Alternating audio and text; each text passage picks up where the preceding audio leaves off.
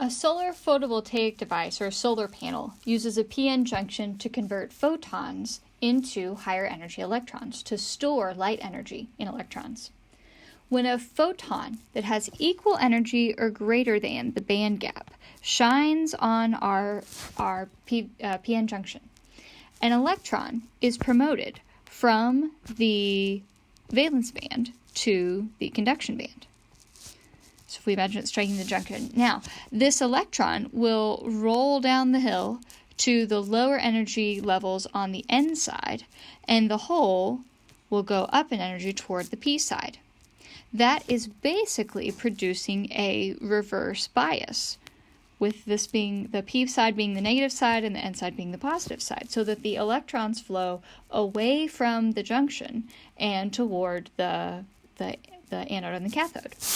So if we were to represent that like a circuit with this other diagram at the p-n junction, we imagine that at the junction, the electron and the hole, they separate, and the electron flows to the N side, and the hole flows toward the P side. Now, when they get to the circuit, so there's some kind of circuit, and the electron will flow through that external circuit, and as it does, somewhere along the way, it will perform some work. So maybe it makes a light bulb turn on or something. And when it takes the energy that was stored from the light, so the light energy got transferred to the electron moved away from the junction toward the metal electrodes. It went through the circuit, it did some work of turning the light bulb on, and then that lower energy electron will pass back through to the P side where it will meet up with the hole so that the whole thing can start again. So something that's kind of interesting here is that there are no mechanical parts in a solar panel. Nothing moves, it's just moving electrons. And here the light is converted directly into electricity, moving electrons. An LED, a light-emitting diode, works the same way, but completely backwards. Instead, a power source supplies high-energy electrons and low-energy holes, so we forward bias our diode. And so when we do that, we have these high-energy electrons and these lower-energy holes. And when they meet up at the junction, the electrons can fall down to take the place of a hole. And when it does, a photon can be emitted that is the same wavelength as the band gap. This leads to light that is emitted from our LED in a very narrow wavelength range, a very specific color. Also, this is converting electricity to light.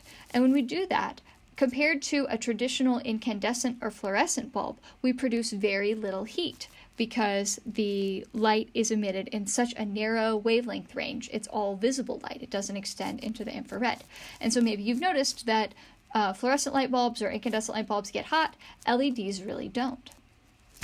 And so if we represent that on our other diagram, we once again have a circuit, but this time that circuit has, something like a battery in it, or, the power main, something like that, that supply electrons and holes. And so we supply electrons to this side, and they migrate across to meet up with the holes on this side. And when an electron meets a hole, that's when we emit a photon.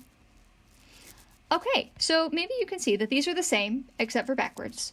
Different materials are used for these different applications. So for the solar PV, that's mostly silicon, with the P and N dopants, which are usually things like boron and phosphorus. LEDs are made from different materials based on what color they're supposed to emit. For example, gallium arsenide is used to make red, and gallium nitride is used to make blue. And the development of gallium nitride for blue LEDs was really important. It actually won the Nobel Prize in 2014. And the reason so it was really hard to come up with something that would actually emit blue light. Red was a lot easier.